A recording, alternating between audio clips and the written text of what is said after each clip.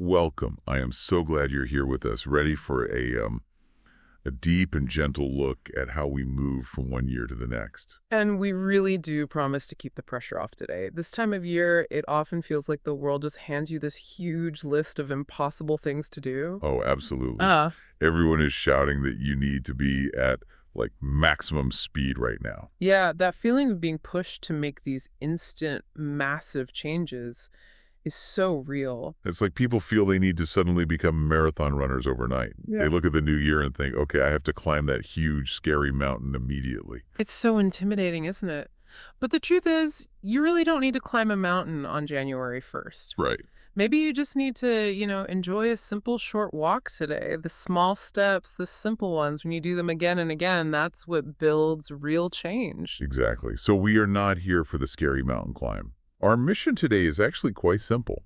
We're going to explore 3 essential, gentle ideas for making this next year feel a little quieter, maybe more productive, and definitely less stressful. We call it a framework. One thing to stop, one thing to keep, and one thing to start. And because this is all about helping you practice your English, Yeah. we're keeping it at a very clear conversational B1 that's an intermediate level. Right. And if you're a strong beginner, please just relax. Let the language kind of wash over you, almost like background music. You don't have to stress about understanding every single word. Think of it like you're sitting with us in a cozy cafe, maybe secretly listening in on our conversation. I like that. Our goal is just to use everyday English phrases that you can, take and use in your own life tomorrow. Yeah, we want this to feel manageable. We'll define the key ideas as we go, and then we'll gather all those important word friends together at the end. We'll do a slow, clear review in our word tour. So you get the context first and then the practice later. Exactly. Perfect. Okay, let's start with a moment of gentle reflection. We need to look back, but not with harsh judgment, just with some simple honesty. Before we rush to plan what's next, we have to understand where we're standing right now. And the most valuable question is this: how did this year actually feel inside your mind and your heart? We're not talking about the highlight reel, are we? Not the perfect photos you shared online. No, not at all. We're focusing on the internal reality, the real feelings. Okay, so let's unpack that internal reality. To guide us, we're going to look at 2 different kinds of moments from the year. Let's start with the challenging side. We call this the hard moment, or the experience of overload. So just think back over the last 12 months. What is one situation that still feels a little heavy or difficult when you think about it? It doesn't have to be some huge tragedy, right? No, not at all. Often it's just a moment where you felt stretched too thin. I remember a time when all my small tasks just suddenly built up into this huge, impossible wall. Things like a quick repair at home, a few family appointments, and 3 different work reports that all needed my full attention at the same time. That sounds completely exhausting. It's not one heavy thing, it's the weight of all the small things together. That's We often describe that feeling with a simple image. Imagine you're trying to carry too many grocery bags at once. okay. Each bag on its own is pretty light. But suddenly you have 10 of them, and the plastic handles start, cutting into your hands. And then, one by one, the bags start to tear and everything just spills out. That is the perfect description of being overwhelmed. It really captures that feeling of losing control, even of the smallest things, just because there's too much. Hmm. So what's a simple way to explain that powerful word, overwhelmed? Simply put, overwhelmed just means there's too much demanding your attention at the same time. Your brain's energy is completely full, and you feel stuck because you don't know where to start. You feel heavy, your thinking slows right down. Yeah, exactly. And when that feeling of being overloaded hits, what does it do to our small daily habits? Because those are usually the first things to break, aren't they? Absolutely. The mind, it's desperate to cope or escape, so it often turns to what we call negative coping mechanisms. Oh. For me, in those moments, I noticed I started waking up and immediately checking negative news or, getting into arguments online before I even got out of bed. That sounds like you were looking for some simple drama to distract from the more complex drama of your actual life. Precisely. It's such a bad habit. Instead of facing my deadlines, my brain would say, hey, look over here, an angry comment from a stranger. Let's worry about that instead. And you start the day angry or rushed. Yes. And that sets a negative tone for the whole day. This habit of looking for negative stuff on our phones, that's what we call doom scrolling. Doom scrolling. I mean, it's such a visual word. It feels like you're scrolling through bad news, and it's just slowly pulling your mood down, making the day feel darker. It's like pouring a little bit of poison into your coffee first thing in the morning. Yeah.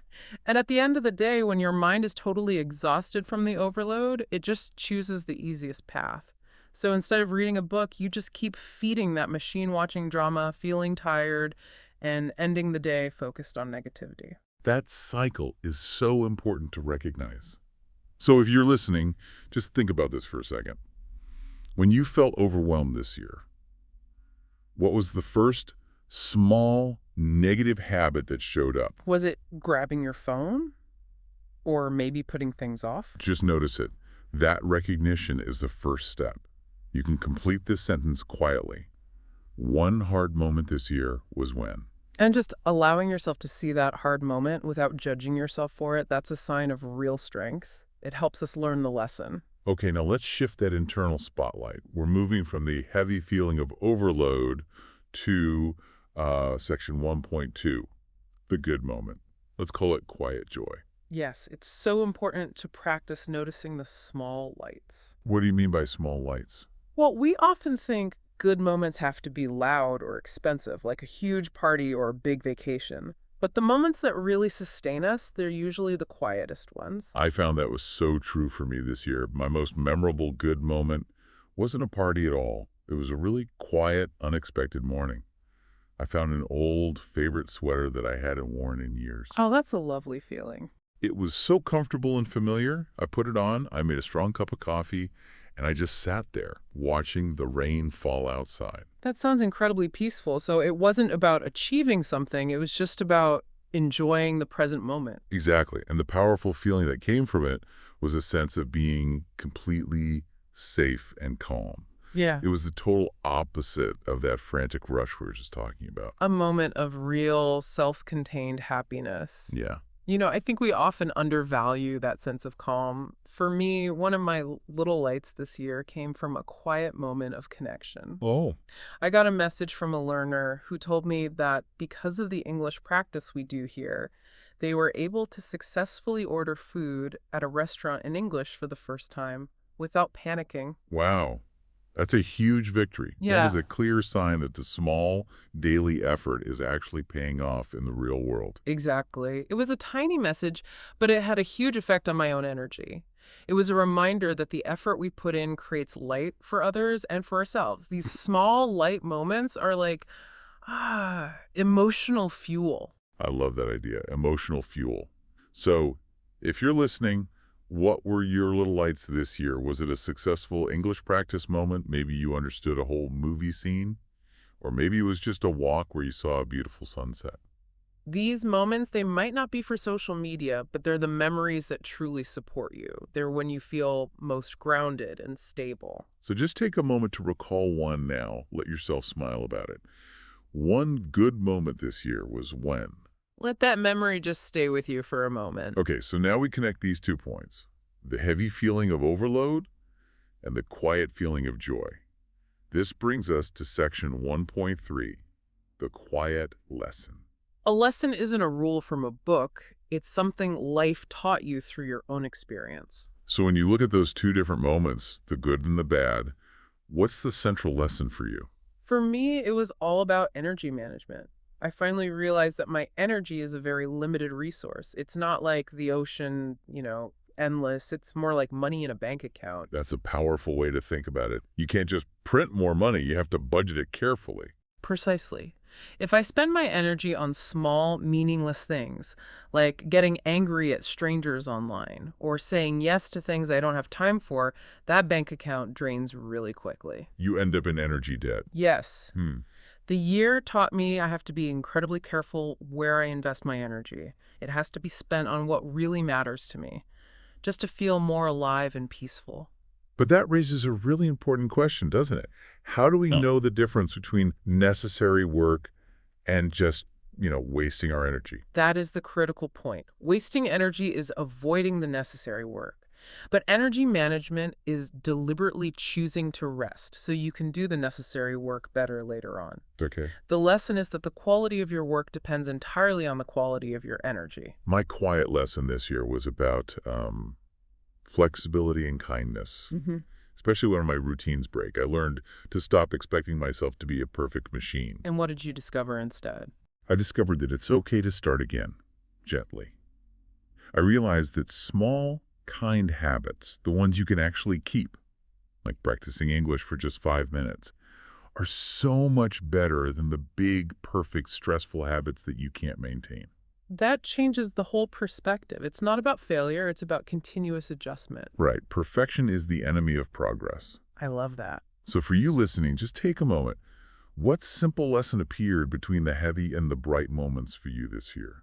Maybe it was, I need more rest, or I learned that I'm stronger than I thought. Just let the simple truth come up. This year I learned that. And with those lessons in hand, we are now ready to move into part 2, gentle planning.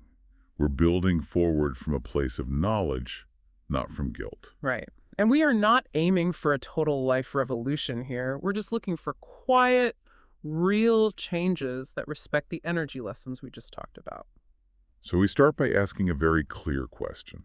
What do I not want to carry forward into the new year? I like to imagine this as a garden. Before you can plant beautiful new flowers, you have to pull out the weeds that are taking all the strength from the soil. So we're looking for the weeds we need to stop growing. Exactly. And that includes putting down our emotional baggage. Emotional baggage. That's a great phrase. It's the old pain or fear we carry in our hearts from the past. It's invisible, but it's really heavy. It is. So this brings us to section 2.1. One thing to stop P. We need to find that one quiet habit that is slowly poisoning our energy. For me, the thing I need to stop is related to all that negativity we talked about. I call it looking through a dirty window at the world. A dirty window? What do you mean by that?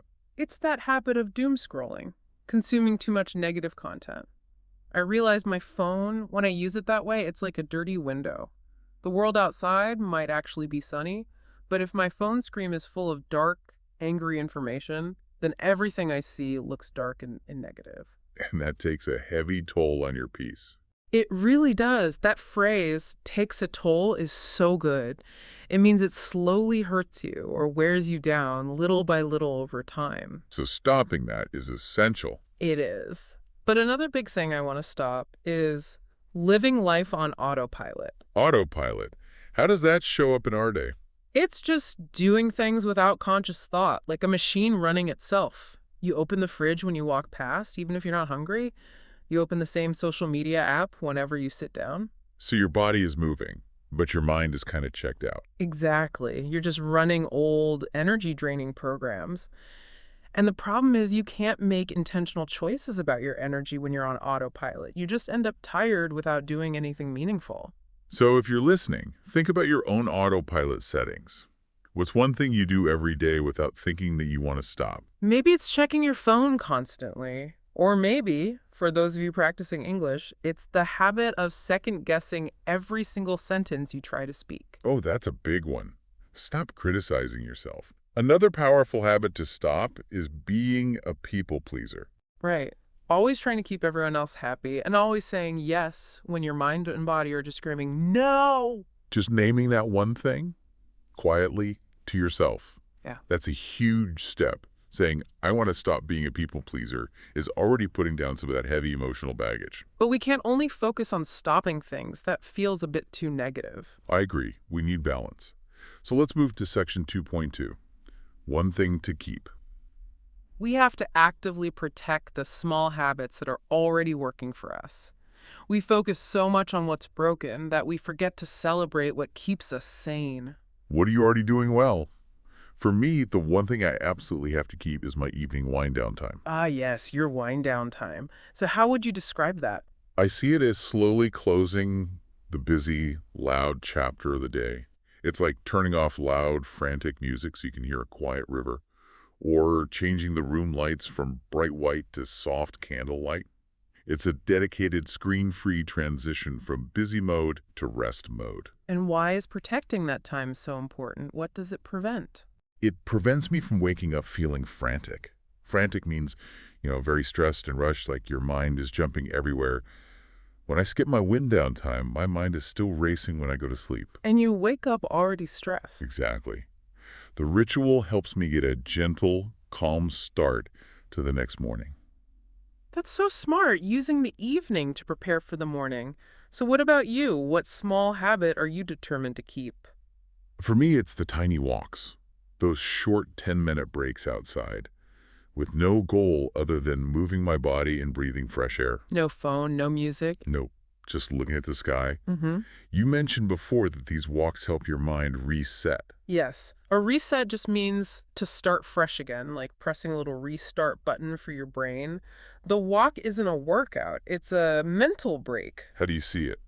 I see it as emptying my old water bottle, full of stale thoughts and worries, and refilling it with fresh, cool water. It just clears my head. That's a great image. And it shows that small habits are powerful because you can actually do them. Maybe for you, the listener, the habit to keep is just listening to an English podcast every morning. Or maybe successfully saying no to one request a week. Just take a moment to appreciate what's already working and promise yourself you'll protect it. Now for the most exciting part, but maybe also the most intimidating part. Section 2.3, one thing to start. Yes, intimidating is the right word. It means something makes you feel small or scared because it seems too big. And the idea of starting a new life is definitely intimidating. So we fight that feeling by focusing on a bite-sized start. We need to start very, very small, like eating a huge cake one tiny slice at a time. We're not aiming for perfection. We're aiming for consistency. Exactly. We have to design the start so it's easy. We don't want to get into a situation where by day 5, we have to negotiate with our alarm clock, trying to argue with ourselves to do the thing we promised. The start should be so simple that negotiation isn't necessary. So what bite-sized start are you choosing? I want to start setting aside 5 minutes every day to do some internal commentary in English. Internal commentary. What's that? It means talking to myself in English while I'm doing simple things. Like while I'm making breakfast, I'll just describe what I'm doing in my head in English. Oh, that's brilliant. It's intentional practice that turns passive listening into active use of the language. Right. And the goal isn't fluency right away. The goal is just consistency. 5 minutes, just for me, with no pressure. I love that. My bite-sized start is about making sure I feel grounded every day. I want to start having one specific moment of pause where I actively check in with myself. Tell us more about that feeling of being grounded. When you feel grounded, you feel stable, calm, and connected to yourself. Like your feet are strongly on solid earth, not floating away with worries. So what's the pause? Maybe at 2:00 p.m., I stop everything, stand up, and take 3 very slow, deep breaths. No phone, no distractions. It's like dropping an anchor. It stops the frantic rush. And it lets you respond calmly to the next thing instead of reacting with stress. Exactly. So maybe you have a small start idea that feels just as possible. Maybe sending one voice note in English every week, or starting a 5-minute stretch before bed. Remember, it doesn't need to impress anyone. It just has to feel possible for you. Okay, so we have built a simple but really powerful framework here. One thing to stop, one thing to keep, and one thing to start. And you did it all while pushing your English listening skills. So now we're moving into our final main section, part 3, the word tour. This is your time to slow down and let these essential word friends really settle in your mind. We'll revisit the key words and phrases we used, and we'll give you simple definitions and completely new examples. So listen carefully, and if you can, try repeating the words softly to yourself. That active repetition is really key. Let's start with that feeling of having way too much to do, overwhelmed. Right. This means there's too much for you all at the same time. Your mind feels full, and you don't know where to start. For example, I felt overwhelmed because I had too many guests coming and too little time to cook a decent meal. Next up, that negative phone habit, doom scrolling. This is looking at negative news or bad comments on your phone and feeling worse, but you just keep looking anyway. A new example could be, I stopped doom scrolling before bed because reading angry political comments was poisoning my sleep. And the word for moving without thinking, autopilot. Yes, doing things without thinking, like a machine running itself. For example, I was on autopilot this morning and drove to my old workplace instead of the new one. Okay, what about that heavy, invisible load we carry? Emotional baggage. That's the old pain or fear you carry in your heart from the past. A new example. Before starting the new semester at college, I wanted to deal with my emotional baggage from the last difficult year. And the phrase for slow damage over time, take a toll. This means something slowly hurts you or uses your energy, little by little. For instance, worrying about the long delays in the delivery took a toll on the manager's patience. What about the habit of always saying yes? People pleaser. That's someone who always tries to keep everyone else happy, often by ignoring their own needs. Like, I realized I was a people pleaser when I agreed to work late for 3 straight weeks, even though I was exhausted. And that evening routine for calm, wind down time. It's the time to slowly relax after a busy day, like turning the volume down on your mind. A good example is, I like to spend my wind down time doing a simple jigsaw puzzle or listening to quiet, instrumental music. The quick mental restart, reset. To start fresh again, like pressing a fresh start button for your mind or energy, for instance, a 15-minute power nap helped me reset my energy completely in the middle of a difficult afternoon. What about the word for small, manageable goals? Bite-sized. Very small and easy to manage, like one small piece of food. An example, learning that long poem was easier because we memorized it in bite-sized chunks, line by line. And the word for being highly stressed and rushed, frantic. Right, very stressed and rushed, like your mind is jumping everywhere. For example, the morning became absolutely frantic after we realized we had forgotten to set the alarm clock. The feeling that something is just too big, intimidating. Yes, when something makes you feel scared or small because it seems too large. For example, the size of the final project felt intimidating, so I broke it down into 10 small stages. Okay, the word for discussing, to reach an agreement, negotiate. To discuss something and try to reach an agreement where both sides give a little. For example, I had to negotiate with the hotel manager to get a discount on the room rate. And the emotional use of this strong word, poisoning. We use this to mean slowly hurting your mind or heart. For example, that loud, constant background noise was slowly poisoning my ability to focus on my writing. And finally, that feeling of stability. Grounded. Feeling stable, calm, and connected to yourself, not floating away with worries. For example, I feel most grounded when I'm working with my hands, planting flowers in the garden. And that concludes our word tour. We really hope these new word friends feel a little more comfortable and familiar for you now. And please remember, you can always listen to this conversation again. The second or third time you listen, your brain will catch things it missed the first time. That quiet repetition is exactly how language grows. So as we wrap up, remember the main idea. You don't need to climb a mountain tomorrow. You just need a quiet, simple upgrade.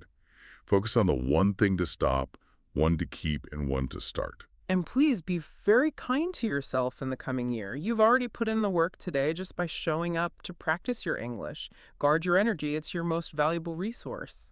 And before you go, here is one last thought for you to consider.